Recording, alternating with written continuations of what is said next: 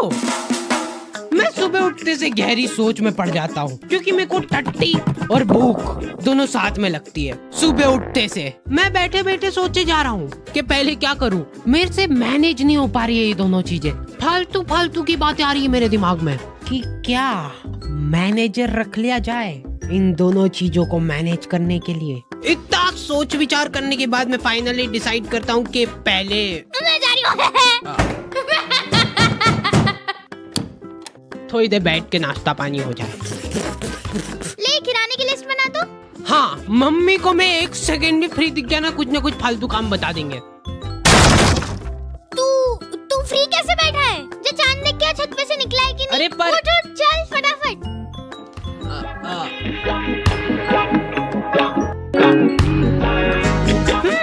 तो आ गए फिर से। तो मेरे घर वालों को हमेशा से यही लगता था कि क्या बेकूफ औलाद पैदा हो गई है यार। वापस से अंदर घुसा दे क्या इसको? इसके पीछे पूरे 9 महीने बर्बाद हुए अपने। मेरी मम्मा टेलर थे और इस बात का सबसे ज्यादा दुख मेरे को ही था, क्योंकि मैं अपने स्ट्रगलिंग डेज में आंटियों के घर जा जाके ब्लाउज डिलीवर करता था। मतलब अभी भी करता हूँ। कि मम्मा आज खाने में ब्लाउज पूजा आंटी के यहाँ देख के आ जा। और रास्ते में जाते जाते गाय को रोटी भी डाल लेना, ठीक है? अब मेरा दिमाग पता नहीं किस लेवल पे चल रहा था। गाय गाय गाय गाय, ये ले आंटी जी। पूजा आंटी को रोटी डाल दी। बेचारे पूजा आंटी घर पे फोन लगा के बोल रहे हैं, भाभी ये रोटी तो बहुत ही क्रिस्पी है।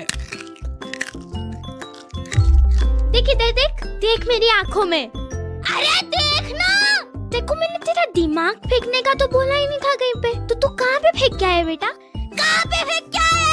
तू पूजा आंटी के यहाँ रोटी डाल के आया तो फिर ब्लाउज कहाँ पे? वो कहाँ पे?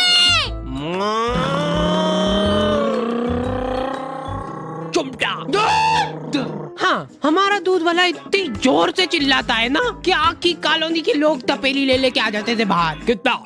1.25। पानी डाल जल्दी। वैसे ब्लाउज के लिए थैंक्स, फिटिंग वगैरह बढ़िया आ गई एकदम। अंदर आके मैं मम्मा को देख रहा हूँ तो वो उसमें अलग से धड़क भर का पानी मिला रहे। मम्मा! तो एक बार मम्मा खाना बना रहे थे और छेड़ गया। ओ बाप रे, रुको। क्या हो गया रे?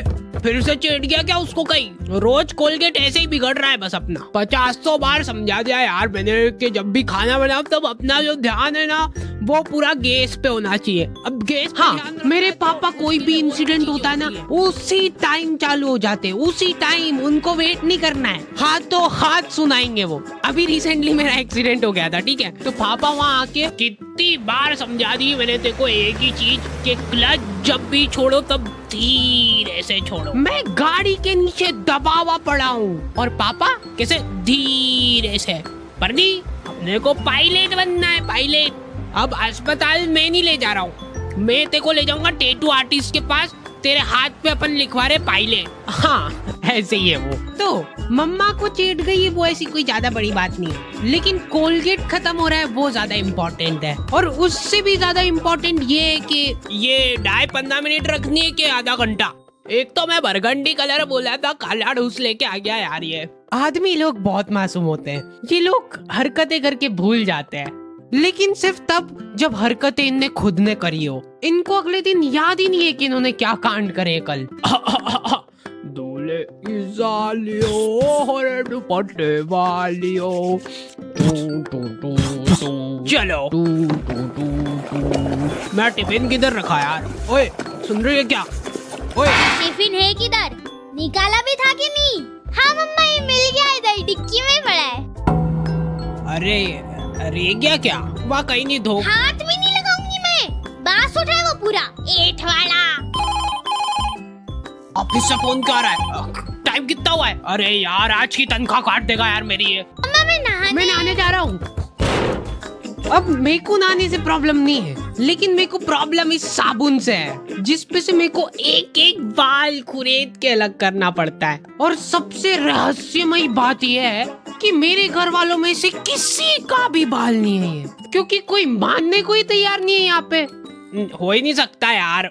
ये बाल की साइज देख, जरूर तेरी मम्मी का तो हो ही नहीं सकता ये, है ना? ठीक है मेरा ही होगा। तो ये फन एक्टिविटी चल ही रही होती है, इतने में बहुत दुख होता है जब अपना कोई इतना करीबी साथ छोड़ के जाता है। मेरी चड्डी ने बाल्टी में कूद के आत्महत्या कर ली है और अभी वाली चड्डी मैं ऑलरेडी गीली कर चुका हूँ। ये सब होने के बाद मेरे पास एक ही ऑप्शन बचता है, अलग ही लेवल का मजा है वो गर्मा गर्म चड्डी पहनने का। हमारे घर पे आए दिन रिश्तेदार आते रहते हैं। बेटा मम्मी किधर है? या तो नहीं है, चलो आ जाओ अंदर ढूंढते हैं। इन लोगों का मेन मकसद होता है चाय पीना। ये इसीलिए आए हैं तुम्हारे घर पे, ठीक है, लेकिन ये बोलेंगे नहीं, बैठे रहेंगे फसर के तुम्हारे घर पे। और चाय वगैरह कुछ? अरे मन तो नहीं था पर अभी चाय की टोक लग गई है तो अब मना नहीं कर सकते। बना दे दो बेटा 2 कप। आप पियोगे? 3 बना देना। अब देखो एक्सपर्ट टिप मिल रही है तुम लोगों को। कभी भी कोई रिश्तेदार आए और तुमको चाय बनाने का बोला जाए ना, तो ऐसी ढक्का ढोर चाय बनाओ ना, जितनी बेकार तुम बना सकते हो उससे ज्यादा कोशिश करो बेकार बनाने की। क्योंकि अगर तुमने एक बार अच्छी चाय बना दी ना, तो अगली हर बार तुमको बनानी पड़ेगी। तो आधे घंटे तक बैठ के हंसी ठिठोली करने के बाद इन लोगों के पास कुछ टॉपिक बचे नहीं है। उसके बाद मेरी मम्मी चालू होती है। और आपको तो पता ही होगा, अपना हार्डी लई छोरे को बचपन से ही कब्जियत की बीमारी हो रही है। और आज भी मेरे को याद है कि लई छोरा जोर लगा लगा के थक जाता था, लेकिन उनको पता नहीं क्या मजा आता है ये बात बता के सबको। चीकू तो काम धंधे में ही लगा रहता है यार, वो बच्चों को गाइडेंस करता है। गाइड, हाँ वही सेल्समैन है इनका छोरा। अरे यार खरीद लो ना हमारा कोर्स, 50,000 का तो है। और बेटा तुमको एक चमचमाता हुआ टैबलेट में मिलेगा, उसके 50,000 अलग से लगेंगे। पर एक बार सोचो, उसके अंदर तुम दिन भर सबवे सफर खेल सकते हो। कर दो क्या कंफर्म? नहीं लेना। ये गाइडेंस कर रहा है इनका बेटा। उसके बाद ये आदमी तुमको अलग अलग नंबर से फोन करके इतना परेशान कर देगा ना, तुम गिल्ट में चल जाओगे कि उस दिन जरा से नोट्स की लालच में आके इनकी वेबसाइट पे फोन नंबर डाल के जिंदगी की सबसे बड़ी गलती कर दी। इतने बच्चों का ब्रेन वॉश गाइडेंस कर दी ना कि प्रमोशन मिलने वाला है अब उसको। मेरे को अलग ही चिढ़ छूटती भाई कोई मेरे सामने शो ऑफ करता है तो। मेरा तो मन हो रहा था कि जाके तिजोरी में से ये लो आंटी जी चाय। अब तो सब ठीक है ना बेटा, कब्जियत वगैरह? हाँ। और ये एक बार टच नहीं, दूर दूर दूर दूर। ये ले बेटा प्रसाद। हाँ। मेरी दादी जी आधी आधी रात में उठ के आश्रम जा रहे हैं और ठेठ दोपहर में आ रहे हैं वापस। पता नहीं क्या मजे आ रहे हैं उनको वहाँ पे जाके झाड़ू लगाने में। और हर रोज एक पतासा लेके आ जाते थे आश्रम से, जो कि पूरे घर में किसी को भी नहीं पसंद है। स्मगलिंग चालू कर दी थी हम लोगों ने पतासों की। महीने के आखिर में जैसे ही वो बोरा भराता था, हम लोग उसको वापस बेच के आ जाते थे आश्रम वालों को ईच। ये कब कर रहे हो तुम लोग? दादी जी की ऐसी हरकतों की वजह से घर में कलेश होने लग गए थे। कमर दुख रही यार। दुखना ही रही वो तो। आधी आधी रात को उठ के झाड़ू पोछे से लगाने जा रहे। घर में इनको जरा सा काम बता दो ना, उसमें धड़ीक भर का जोर आ जाता है। तो वहाँ कोई हम लोग काम वाम नहीं करते हैं, सेवा करते हैं। यहाँ पे भी कर दिया करो थोड़ी सी सेवा। अरे भैंस मत करा कर मेरे से। तो आज फाइनली डिसाइड होने जा रहा है कि इस घर में कौन रुकेगा। दादी? हाँ मैं। ये पतासों का पूरा जोर दिखाते हुए। या मम्मी? मम्मा ये आटे के साथ क्या कर रहे हो? 1 2 3 तेरी मम्मी को बोल देना कि मैं आज कोई खाना वाना नहीं खा रही हूँ। ठीक है। ये ले। हाँ मैं तो वैसे भी नहीं बनाने वाली हूँ। आप आपके आश्रम में जाके ठूसते रहना पतासे भरपेट, ऐसा बोल के आ जाता इनको। हाँ। तो ये पॉइंट जाता है मम्मी को। मैंने कभी नहीं सोचा था कि तू ऐसा करेगी। मैं नहीं कर रही यार। फिर ये दोनों छाने माने बैठ जाते हैं अलग अलग कोने में। बेचारे पापा थके आ रहे काम से। मैं आ गया।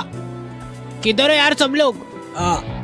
तुम लोग ऐसे क्यों बैठे हो? ये तो फिर से लड़ लिए क्या? अरे चलो मेरे को बताओ क्या हुआ, जाके उससे ही पूछ लेना।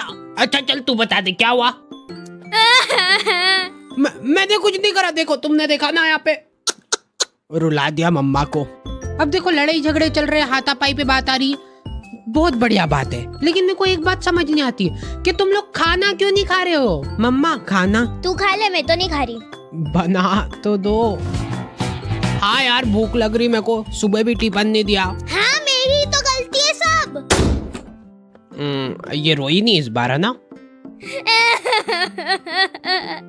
ये बोला ही था मैंने तो, फिर से रुला दिया मम्मा को। क्या मजे क्या आते हैं आपको। वाह मैं तो जा रही हूँ,